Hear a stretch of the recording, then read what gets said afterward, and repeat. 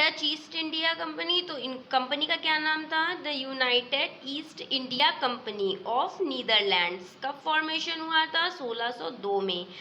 Dutch settlement जो factory उन्होंने खोली थी इंडिया में, तो फर्स्ट कहाँ पे खोली थी? मछलीपट्टनम में 1605 में। मैप से समझेंगे तो इजीली समझ में आएगा। मछलीपट्टनम में पहली फैक्ट्री 1605 में, then Pulicat 1610, Surat 1616, then Karaikal 1645, Chinsurah 1653, Nagapattinam and Cochin. Dutch चूँकि फ्लरिश कर रहे थे, डच भी एंड इंग्लिश भी, सो इनके बीच राइवलरी ऑब्वियसली फॉर्म होगी। एक जगह थी, चूँकि डच जो थे वो इंडोनेशिया से भी ट्रेड कर रहे थे, तो एम्बोयना इंडोनेशिया में एक जगह थी, वहाँ पे डच थे। एम्बोयना को इंडोनेशिया में जो जगह थी उसको कैप्चर कर लिया था डच ने 1605 में। किससे? पोर्टुगीज से। वहाँ पे इन्होंने क्या किया कि मार दिया, मैसेकर कर दिया 9 जापानीज लोगों का और 10 इंग्लिशमैन का।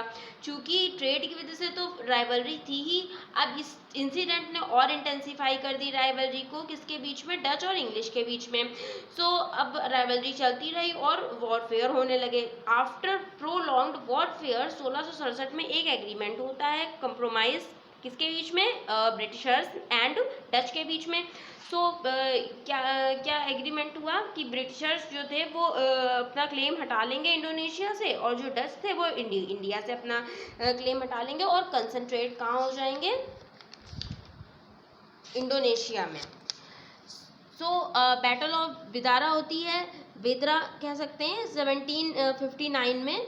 और ये किसके बीच होती है? इंग्लिश और डच के बीच होती है। तो इंग्लिश लोग क्या करते हैं कि डच को हरा देते हैं, और फिर जो है चूँकि कंसंट्रेट हो जाते हैं वहाँ पे इंडोनेशिया में, और फिर डिक्लाइन होने लगता है। तो फिर इसका रीज़न क्या था? चूँकि एंग्लो डच राइवलरी थी और ये डिफीट भी हो जाते हैं, और इनका जो इन्होंने अपना टेंशन कर लिया था वो मलय आर्किपेलागो में कर लिया था। आर्किपेलागो मतलब कई द्वीपों का समूह, जैसे इंडोनेशिया, ठीक है। और फिर इनका मेन कंसर्न ट्रेड था, तो ट्रेड उनको होता रहा था, और इंडोनेशिया में स्पाइसेस वगैरह ट्रेड भी अच्छा होता है। तो ये वहीं पे अपना इन्होंने